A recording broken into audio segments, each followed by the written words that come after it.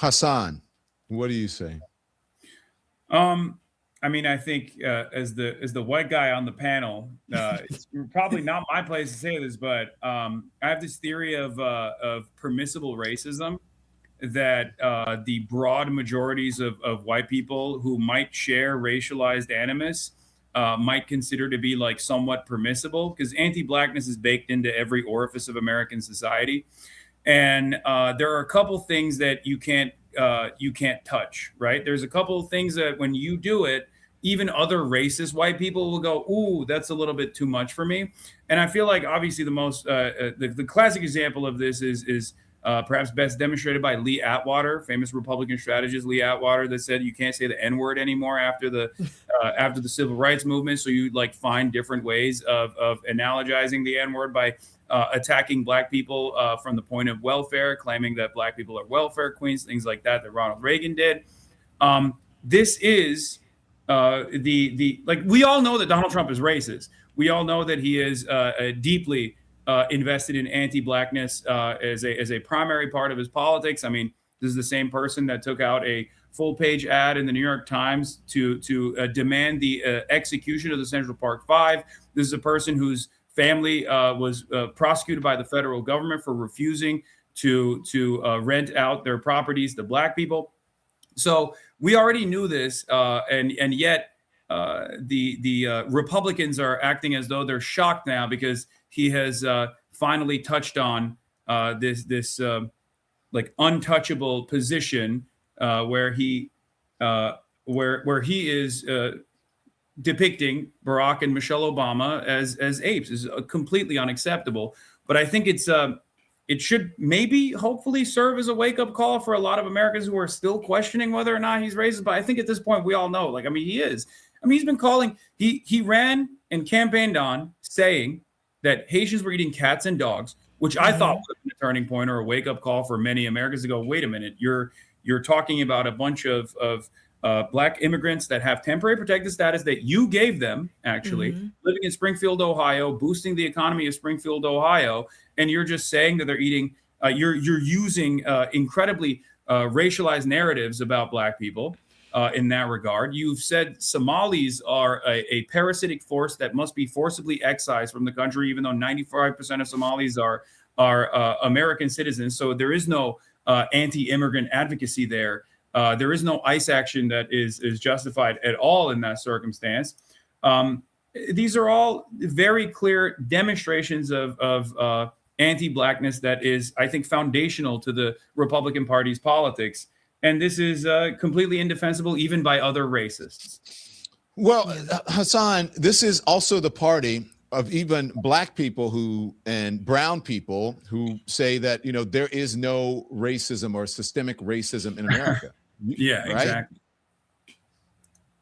Yeah, absolutely. I mean, it's just this is a big part of the Republican strategy is to deny the very real racial wrongs that have been committed in this country on the basis of blackness, like directly on the basis of blackness. And the solution, of course, is also going to be on the basis of blackness as well. And yet any kind of recognition of this historic wrong is considered to be the real racism, or what they love to say is reverse racism. I don't know if this ends his career, because I think that even though the Republicans, and we'll play some of it or show some of it, there are more than normal. They're denouncing it, but I don't know if the MAGA base even really cares about this, because I don't think if he even, I said, I told my team, what's next? The N-word, and would they even care about the N-word? No, they would not care.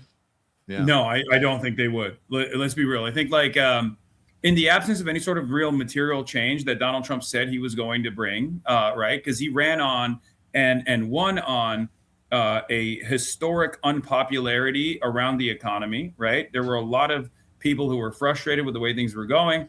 They experienced a year and a half of negative real wage growth under Joe Biden, and they never forgot about that. And they wanted to, I guess, that paired up with the racialized animus, wanted to vote for Donald Trump once again.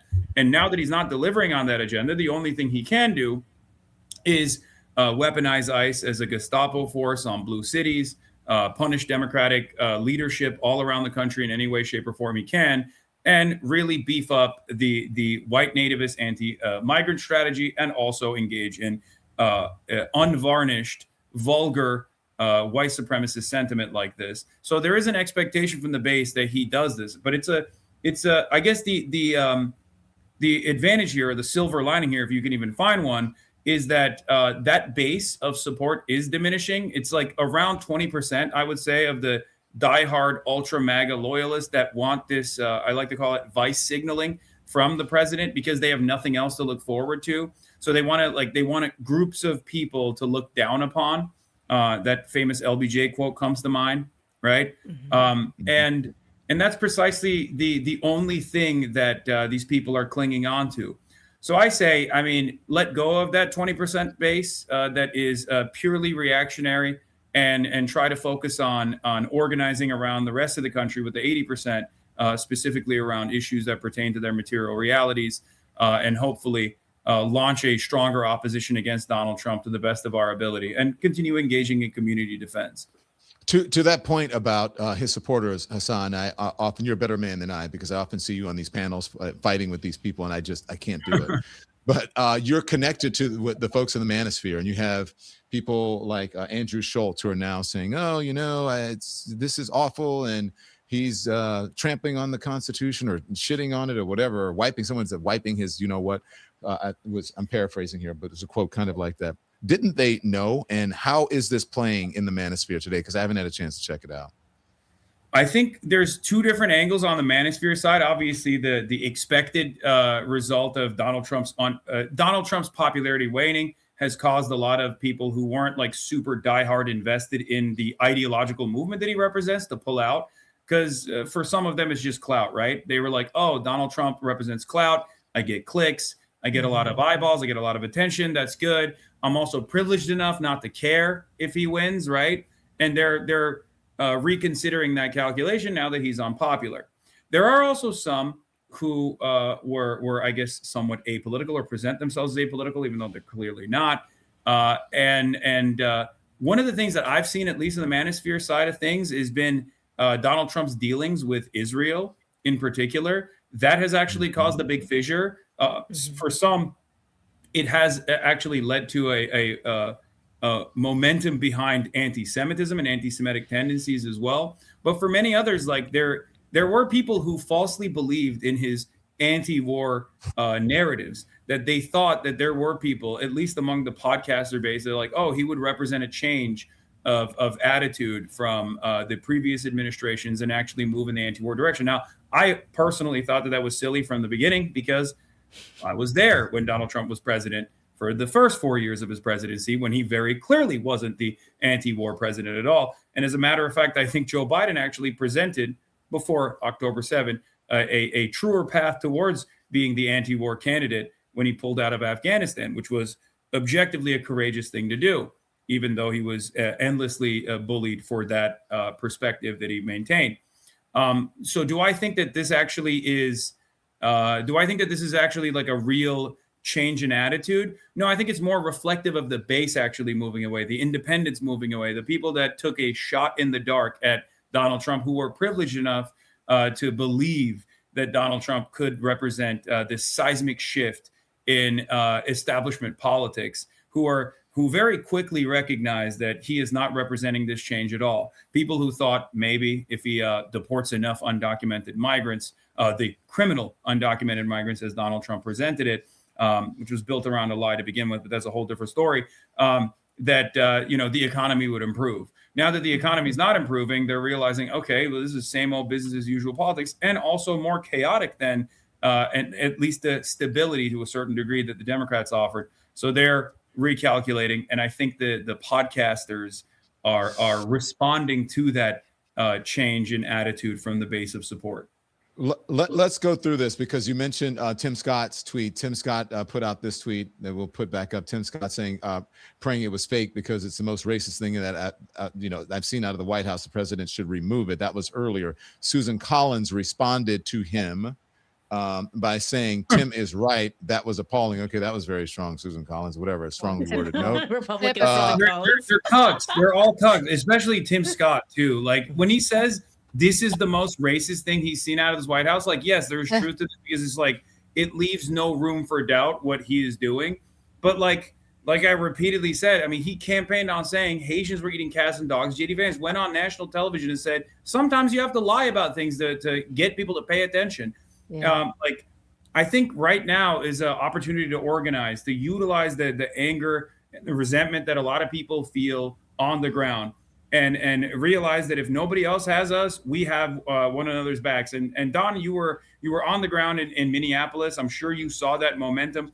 This is not just a base of support amongst the activists of the Democratic Party. That's one of the things that I have seen, at least in all of my protest coverage, that there is a unified front that is building right now that is even expressing their discontent with the Democrats that will not do the right thing and actually hold Trump to account and gum up the works of his fascist tyranny to the best of their ability. So I think outside of the Susan Collins and the Tim Scotts expressing their discontent with Donald Trump on this moment and then going back to voting for his agenda every step of the way, I think that this is a real opportunity for, once again, to push back against this administration with our communities and organize at the basis of the community to make sure that we are still continuing to protect our neighbors if the administration tries to come back and do the same thing that they're continuing to do in Minneapolis right now.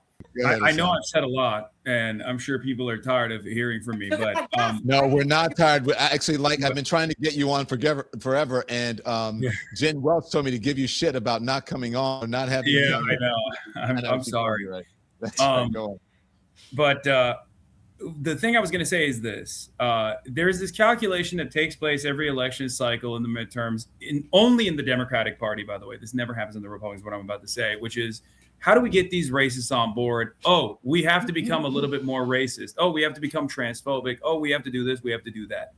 No, we want those voters to come and vote for the Democratic Party or to vote for the most progressive politician that's available.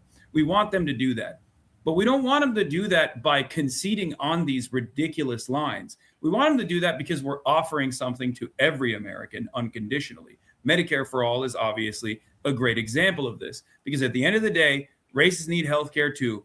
Racists need a roof over their heads too. And if they have that roof over their heads and if they have that health care, maybe it's going to be a little bit more difficult for them to act out on their racist desires. Or even if they don't, it doesn't matter because they voted for the non-racist option or the less racist option in that election.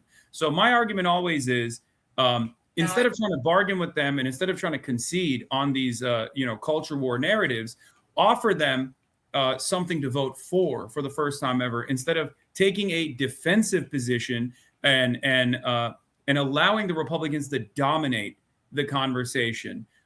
This was a major issue in the last election cycle as well. And I really hope that this is a opportunity for restitution from the Democrats. I'm specifically talking about the Democrats and what they could do in the upcoming election, in the midterm election, and what they should be doing already. Because there is a reason for why the Democratic Party's disapproval rating is also incredibly high right now. There's a tremendous amount of discontent towards the Democrats as well. And one must ask the question, why?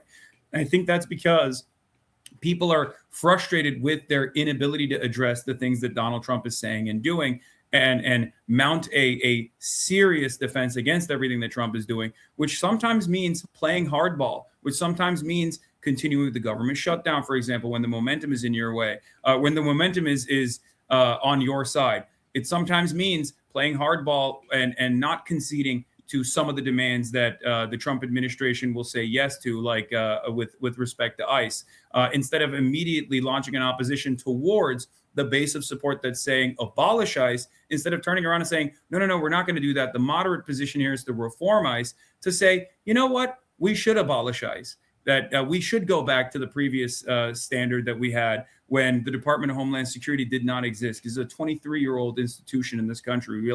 We act as though it was around since the beginning of time, but immigration at the end of the day is simply a paperwork violation, and it should not have this incredibly militant response that you can go back to the INS and Border Patrol and Customs being three separate agencies rather than under this like mass state surveillance apparatus that is very clearly being used to not only dominate our migrant neighbors, but also American citizens as well. And then potentially in the upcoming midterms will be utilized against American voters as well. This is a real fear that I have. And I hope that, you know, the Democrats will address this before it gets to the point, and they don't launch an opposition that is a day late and a dollar short.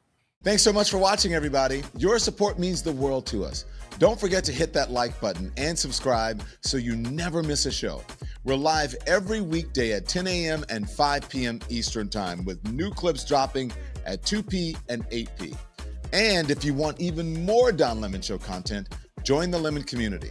Members get exclusive posts, behind-the-scenes videos, and live chats just for you. So hit the join button or visit our channel page to sign up. Thanks again for all your love and your support, and I'll see you next time.